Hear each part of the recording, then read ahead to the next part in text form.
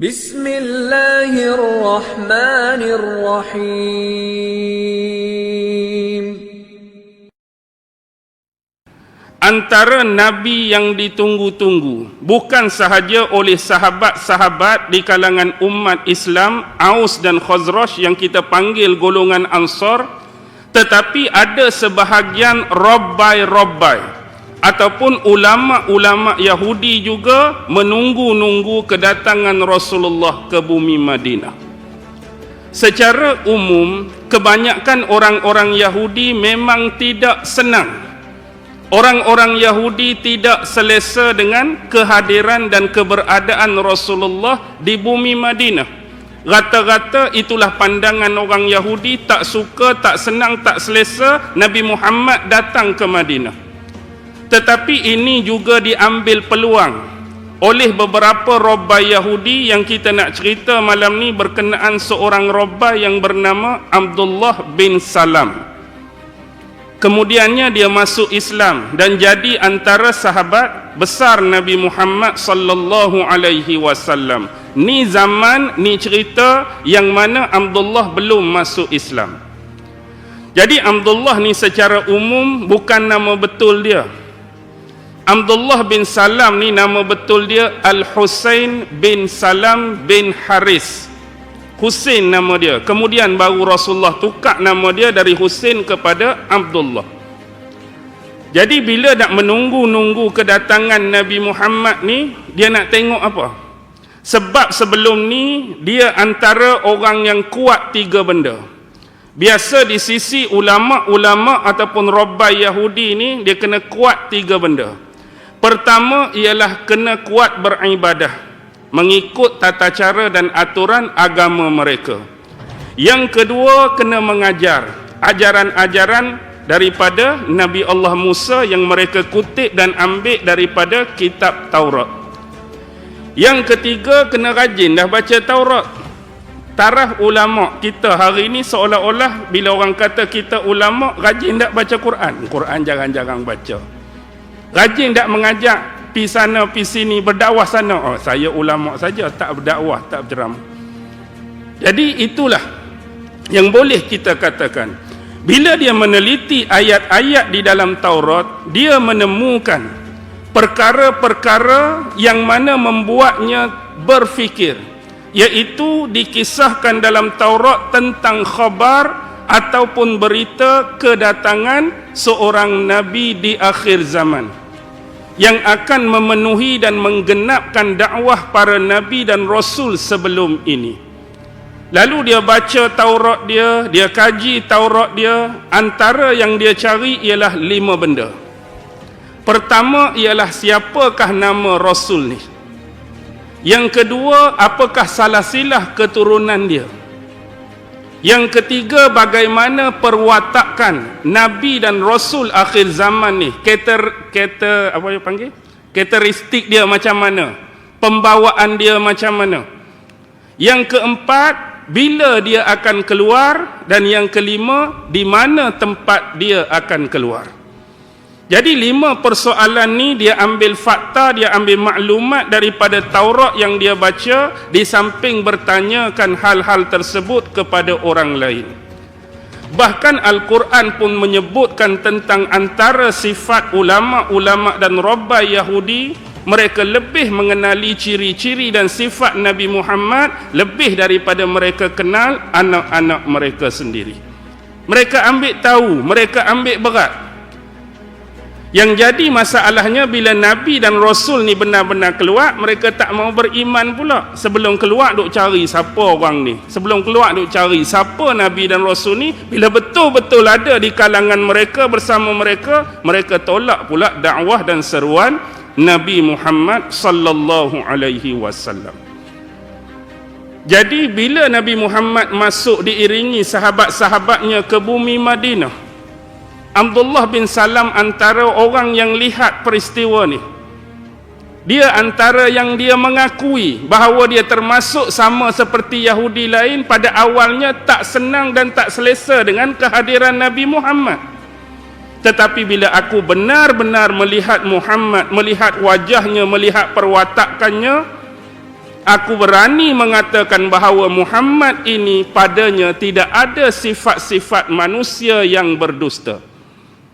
Tak tahu lagi Nabi ni macam mana. Baru tengok perwatakan, baru tengok wajah, tapi gaya dia bila aku tengok, orang ni bukan jenis orang berbohong.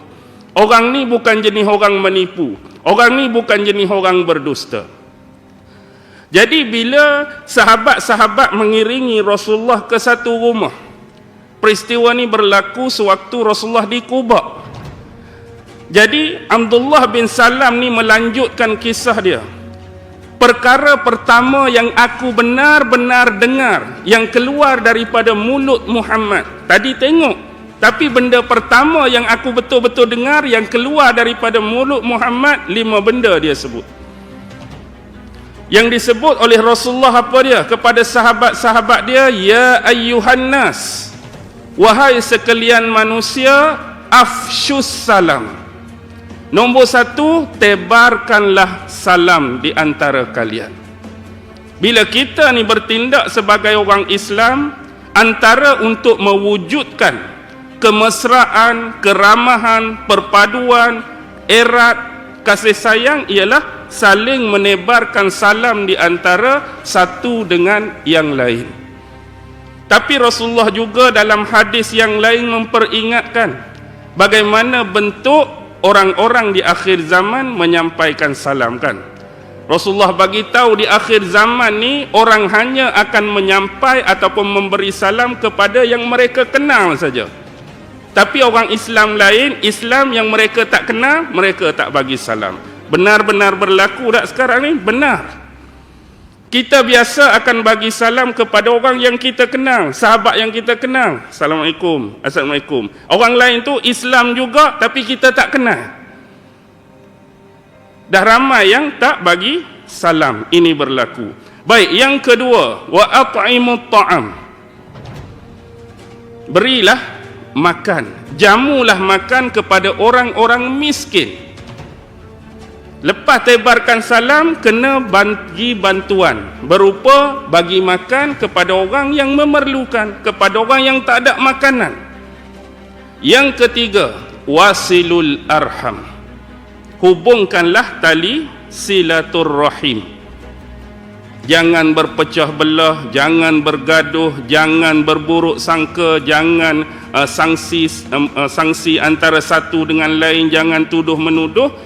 Kena mempereratkan, menyambung tali silaturrahim.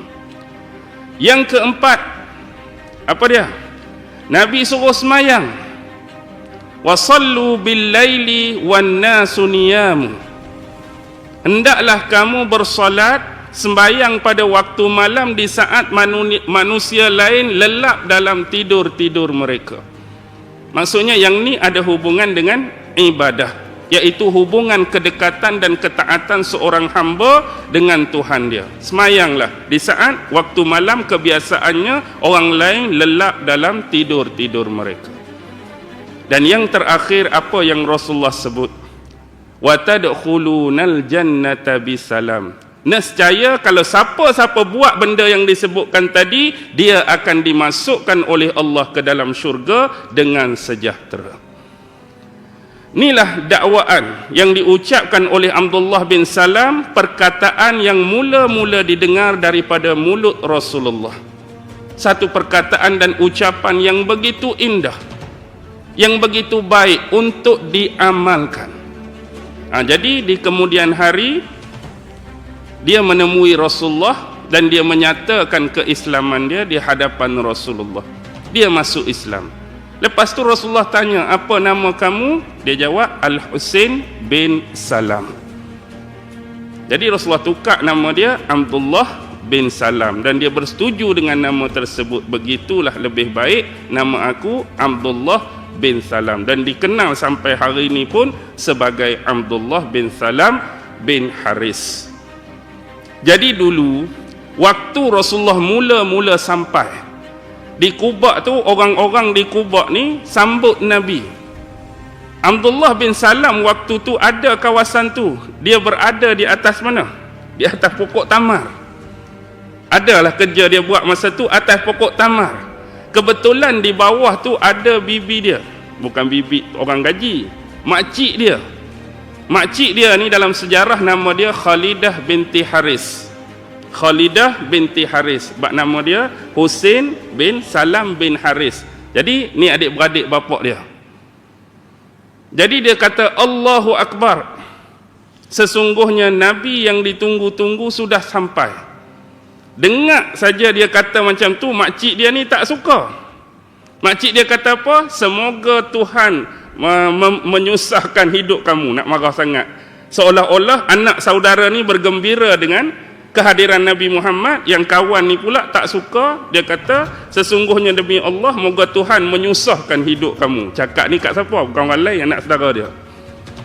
Adakah kamu akan senang hati menyambut kedatangan Nabi Musa sekiranya hak datang tu ialah Nabi Musa? Adakah kamu akan sesenang ni berbanding dengan rasa seronok jiwa dan hati kamu dengan kehadiran Muhammad? Mak saudara dia nak bandingkan, kalaulah datang tu Nabi Musa, kamu rasa lagi seronok dengan menyambut kedatangan Muhammad. Adakah ini Nabi-Nabi yang kamu kata akan keluar tu, iaitu Nabi yang akan menggenapkan para Rasul sebelum ini? Ya, benar. Jadi inilah antara tokoh yang disebutkan oleh Imam Ibn Katsir berkaitan dengan apa?